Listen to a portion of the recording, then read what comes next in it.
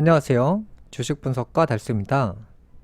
자, 금일은 에코프로와 포스코 2차 전지 관련주에 대해서 말씀드릴 건데요. 에코프로가 고점을 찍고 신라젠 차트와 유사하게 갈 확률이 높다라고 했어요. 내려갔다 올라갔다 내려갔다 올라갔다 요 과정을 반복하면서 대폭락을 한다라고 했죠. 그래서 원래 제가 상반기까지 예측했던 내용들을 말씀드리면 내년 상반기 전까지, 그러니까 올해 하반기하고 내년 상반기 그 사이에 에코프로를 전부 정리해야 된다라고 말씀드렸다가 여름 정도에 변경해서 다시 말씀드렸어요. 올 하반기 중에 전부 다 파셔야 된다. 제가 분할 매도를 20회 이상 방법도 알려드리고 매도하시라고 말씀드렸는데요. 제가 말씀드렸던 구간이 이 구간인데 사실 에코프로의 최대 위기는 2024년도예요. 에코프로 대표가 이 사주상 내년에 굉장히 어려움을 경험한다 라고 나와 있기 때문에 24년 전에 전부 매도하는 게 맞지 않을까라는 생각했고요. 실제로 업황도 24년도부터는 최악입니다. 자영업 시장이 몰락하고 그 사람들이 돈이 없으니까 자동차를 안 뽑아요. 전기차 배터리를 만드는 이 에코프로는 단가 경쟁이 본격화되기 때문에 매출이 폭락하겠죠. 순이익 폭락하겠죠. 영업이익 폭락하겠죠. 그러다 보면 에코프로가 올라갈 이유가 이제는 사라지는 거예요.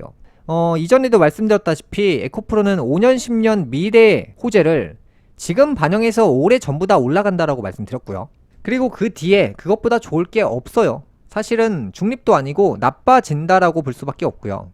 이 회사라는 것은 현재가 중요한 게 아니라 미래가 중요해요. 이 에코프로가 전기차 부품을 공급을 해서 비싸게 팔 수 있는 상황이냐, 이걸 봐야 되는데 비싸게 팔 수 있는 상황은 이제 끝났다. 전 세계 경제 마비가 오면 에코프로가 그동안 전기차 배터리를 정말 비싸게 팔았는데 이제 앞으로는 반값 이하로 팔아야 되고 이익률이 좋았기 때문에 이렇게 많이 오른 건데, 그게 이제 코로나 효과로 자동차가 불티나게 팔렸고 예약 열풍이었잖아요. 그러면서 에코프로 배터리의 가치가 올라갔던 거예요. 비싼 값에 샀죠. 근데 그게 끝나고 차가 잘 안 팔리면 이제 배터리 가격은 절반 이하로 팔아야 되고 예전에 보여줬던 그 성장성은 끝난다는 거죠.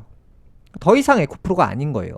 다만 여기서 마지막으로 이제 하락하다가 반등할 수 있는 찬스가 있는데 그때는 반드시 팔고 나오셔야 되는데, 그게 뭐냐면 공매도 세력이 어찌됐건 지금 인위적으로 계속 누르고 있는데 계속 누르다가 올라가겠죠. 다만 지금 이 에코프로의 모습은 공매도 때문에 내려간다라고 볼 수는 없고요. 시장 상황이 워낙 안 좋기 때문에 그 영향으로 떨어진다고 볼 수밖에 없어요.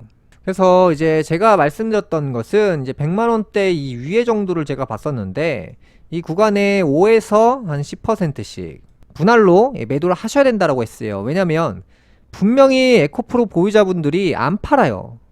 안 팔 게 뻔하기 때문에 제가 수십 회 이상 방송을 하면서 제발 파셔야 된다, 팔기 아까우니까 분할로라도 던지셔야 된다, 나중에 또 후회하신다, 이렇게 반복적으로 말씀드렸습니다. 그래서 지금은 단순하게 공매도 세력 때문에 이게 하락한다라고 볼 수는 없고요. 에코프로 업황이 지금 앞으로 너무 안 좋아요. 게다가 에코프로 대표자의 사주가 내년이면 너무 어렵기 때문에 뭐 방법이 없다고 봐야죠. 그래서 제가 이전에 권장드렸던 것은 이 가격대에 매도하시라고 말씀드렸지만 지금은 또 80만원대까지 이렇게 좀 많이 하락해 있는 상황이기 때문에 여기서는 사실 뭐 매수해 하셔야 된다, 파셔야 된다 말씀드리기가 어려워요. 제가 이제 삼성전자 같은 경우도 9만전자부터 계속 파시라고 말씀드렸잖아요. 왜냐면 업황이 최악으로 가기 때문에 당연히 파는 게 맞는 거거든요. 그러니까 미래 가치가 정말 있다고 하면 떨어져도 보유하는 게 맞지만 삼성전자가 미래 가치가 있는 회사는 아니거든요. 그러니까 에코프로도 마찬가지죠. 삼성전자를 이때 계속 파시라고 말씀드렸고, 또 이제 22년도 당시에는 제가 아파트 전부 다 파셔야 된다라고 말씀드렸고요. 결국에 이 자산 시장이 전부 다 몰락한다라고 말씀드렸는데 특히 이 부동산 시장은 붕괴가 됩니다. 제가 22년도부터 부동산 전부 파셔야 된다고 말씀드렸지만 제가 올 하반기에는 부동산이 올라간다라고 말씀드렸죠. 그 다음에가 중요하죠. 결국에 부동산은 대폭락합니다. 그래서 부동산 전부 파셔야 되고요. 인플레이션 해지 효과 없습니다. 제가 앞으로도 계속 설명드릴 건데 예전 코로나 때 돈 찍는 거 생각하시면 안 되고요. 하이퍼 인플레이션이 터지는데 돈을 무제한적으로 풀 거예요. 풀 건데 그 돈이 악재를 막기 위해 사용되지 자산시장을 올리기 위해서 사용되는 건 아니에요. 그러니까 지금 상황이 뭡니까? 달러도 비싸고 유가도 비싸고 물가도 비싸고 다 비싼 거 아닙니까? 이러한 상황 속에서 위기가 탁 터지잖아요. 그러면 고점에서 추락하는 건데 돈을 찍어서 그 고점 추락하는 것을 막기 위해 사용하는 거지. 잘 보시면 이 코로나 전에 돈을 찍었을 때는요, 주식이 쌌어요. 주식 가격 자체가 쌌기 때문에 돈을 찍으면 족족 그게 올랐다는 거죠. 부동산 시세 같은 경우도 코로나 전에 보시면 굉장히 쌌어요. 그러니까 돈을 찍으면 막대하게 올라갈 수밖에 없는 이유가 유가도 저렴했고 금리도 쌌고 돈이 갈 데가 없었죠. 그래서 자산시장뿐만 아니라 소비시장도 폭발했기 때문에 그 돈들이 어디로 갔습니까? 창업을 했잖아요. 사람들이 직장을 나와서 창업 열풍이 불었고 자영업자 포화 상태가 된 거고, 그 사람들이 매출이 하락했다고 얘기했는데 내가 못해서가 아니라 옆에 새로운 매장이 생겼기 때문에 내 매출이 떨어진 거예요. 나눠먹기 하고 있는 거죠. 그래서 자영업 시장도 붕괴될 수밖에 없는 구조를 가지고 있고요. 지금 뭐 좋은 점이 한 개도 없어요. 게다가 미국 증시 같은 경우는 달러가 이제 올라가다가 폭락한다라고 했잖아요. 외부 자극이 딱 오면. 달러가 왜 올라가냐면 달러의 수가 줄어들면 달러 가치는 올라가게 돼 있어요. 그게 뭐냐면 미국 증시가 하락하면 자산 가치가 증발하는 거예요. 자산 가치가 증발한다는 것은 화폐의 수가 주는 거예요. 예를 들어서 10,000원짜리 주식이 1,000원이 됐어요. 그러면 9,000원이 증발하죠. 그러면 화폐의 가치는 올라가게 돼 있는 거예요. 그러니까 미국 주식이 폭락하면요, 돈의 양이 줄어들게 돼 있어요. 그러니까 100조 원 시장이 10조 원이 돼버리면 90조가 증발하잖아요. 그러면 화폐의 수가 줄어들기 때문에 달러의 가치는 올라가게 돼 있는 거예요. 그래서 달러가 올라가는 시점하고 증시가 폭락하는 거, 요거 같이 봐야 되고요. 그 다음에 외부적인 문제들도 있기 때문에 다양하게 설명을 드려야 되고요. 지금은 간략하게 말씀드린 거고요. 이전에 말씀드린 게 달러 가치는 일단 올라간다. 올라가다가 외부 타격을 맞아야 된다. 그래야 미국 경제가 쇼크가 온다. 그러면 미국 주식이 폭락하면 달러 가치는 계속 올라가는 거냐? 그건 아닐 수가 있습니다. 왜냐면 예를 들어 한국인들이 미국에 100조 원을 맡겼어요.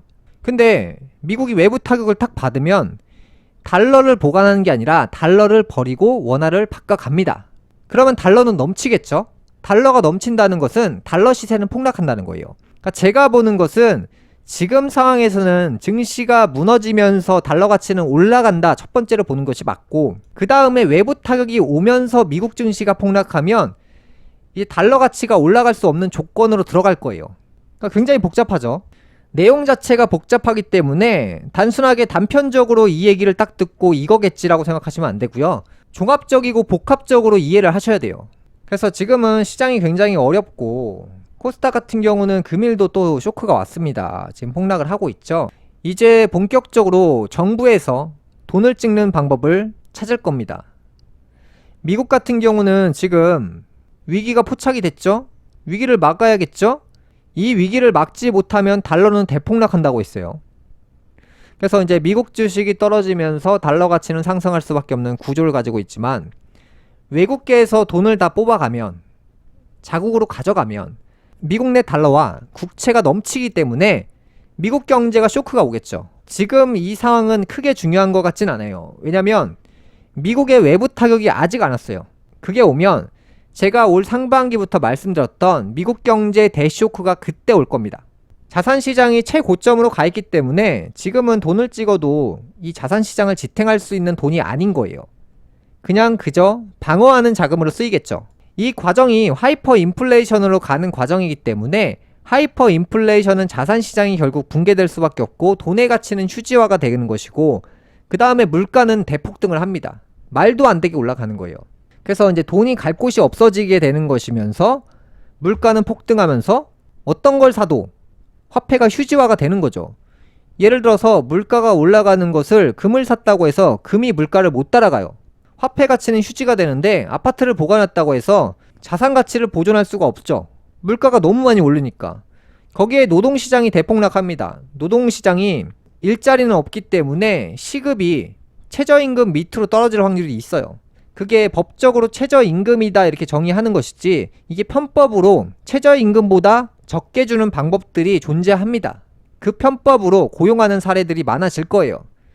예를 들어서 뭐 시급제가 아니라 건바이건이나 프리랜서 제도를 활용해서 시급 밑으로 주는 방법들을 사용하게 되거나, 예를 들어 회사 안에 자동차가 있는데 회사 안에 자동차를 사용하게 되면 보험료나 자동차 감가상가, 자동차 투자비가 들잖아요. 이걸 노동자한테 떠넘기는 거예요. 일하러 온 사람은 자기 차를 사용하고 자기 보험을 사용하고 자기 기름값을 사용하면서 최저임금 근처를 받게 되는 거예요. 그러면 이게 편법으로 월급을 적게 주고 사용하는 방법이 되거든요. 그래서 그러한 방법들을 사용하는 것들이 정말 많아질 거예요. 진흙탕 싸움이 본격화되는 거예요. 그러니까 정치적으로 싸움 수가 대폭발하고 사회적으로 싸움 수가 대폭발하고 되는 일이 하나도 없게 되고, 하지만 이 10월달은 월동 준비이기 때문에 소비 폭발하는 현상들도 나옵니다. 억눌러 있던 마음이 폭발하는 거죠. 그래서 그게 소비로 이어지지 않으면 여성분들 같은 경우는 정신적인 쇼크를 받게 됩니다. 그게 바로 스트레스죠. 아직은 쇼크가 온 단계는 아니고 폭락이 온 단계는 아닙니다. 이제 볼 라운드, 그러니까 제가 올 하반기는 전조 증상들이라고 말씀드렸고 내년에 2024년은 대폭락이라고 말씀드렸죠. 그래서 올 하반기에 오는 것들은 쇼크가 아닙니다. 그냥 과정인 거예요. 2024는 대쇼크가 올 수밖에 없는 진이라는 글자기 때문에 그거에 맞춰서 여러분들이 마음의 준비를 하셔야 될 것 같습니다. 금일 방송 여기까지 하겠고요. 다음 시간에 뵙겠습니다. 감사합니다.